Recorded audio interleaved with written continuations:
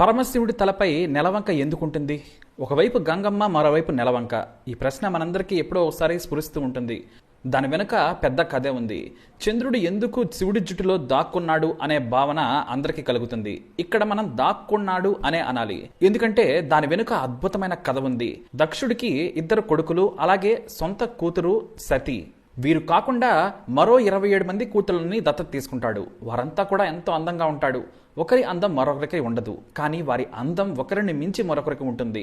అంత అందమైన ఆ కన్యలంతా కూడా ఎంతో ఇష్టపడి చంద్రుడిని పెళ్లి చేసుకుంటారు. ఇక ఇటు దక్షుడు కూడా తన బిడ్డలను జాగ్రత్తగా చూసుకోవాలని చంద్రుడిని కోరగా సరేనంటాడు. అయితే కాలక్రమేణా 27 మందిలో రోహిణి మీద ఎక్కువగా ప్రేమను పెంచుకుంటాడు చంద్రుడు. ఎందుకంటే ఆమె అందానికి తోడు అణుకువ, మాట తీరు చంద్రుడిని మంత్రముగ్ధుడిని చేస్తాయి.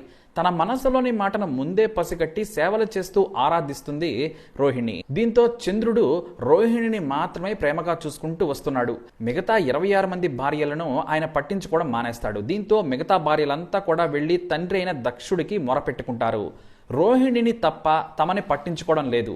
మేము ఎంతో ఇష్టపడి చంద్రుడిని పెళ్లి చేసుకున్నాం నాన్న, కానీ ఆయన చూపు కూడా మాకు దక్కడం లేదని అందరూ కన్నీళ్లు పెట్టుకోవడంతో దక్షుడికి కోపం వస్తుంది.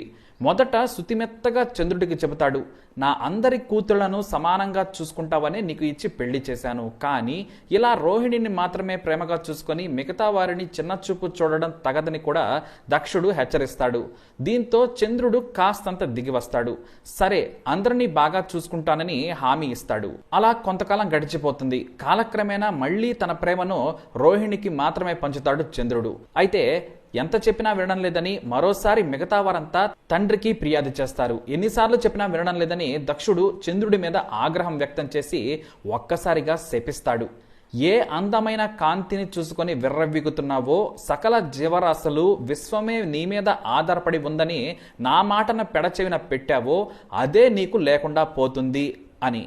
అవును, నిండు చంద్రుడిలా ఉండే నువ్వు రోజు రోజుకి క్షీణించిపోతావని శపిస్తాడు దక్షుడు.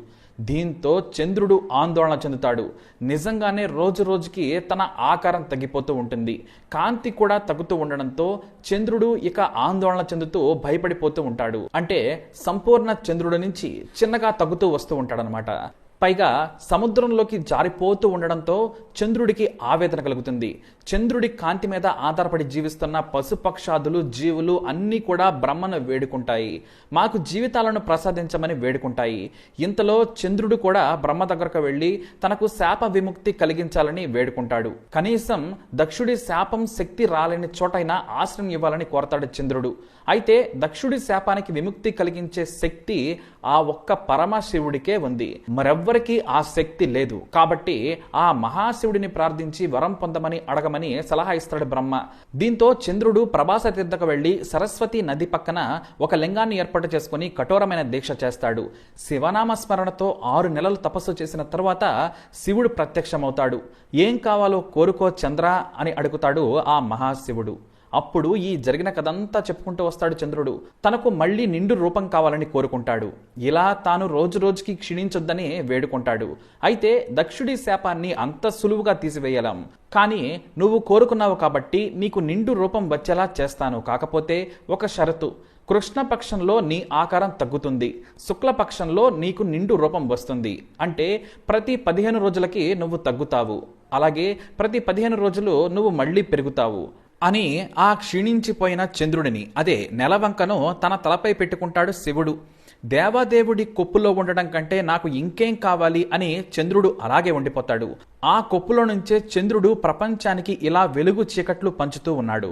ఆ మహాశివుడిని తలుచుకొని తపస్సు చేసిన ప్రాంతమే ఇప్పుడు సోమనాథ్. చంద్రుడు ఏర్పాటు చేసిన జ్యోతిర్లింగాలలో ఇది మొదటిది. పైగా ఆ పరమశివుడే నేల మీదకు వచ్చిన చోటు కావడంతో అందరూ కూడా సోమనాథ్ను ఒక్కసారైనా తరించి చూసి రావాలని కోరుకుంటారు. ఇది చంద్రుడి వెనక ఉన్న అసలైన కథ.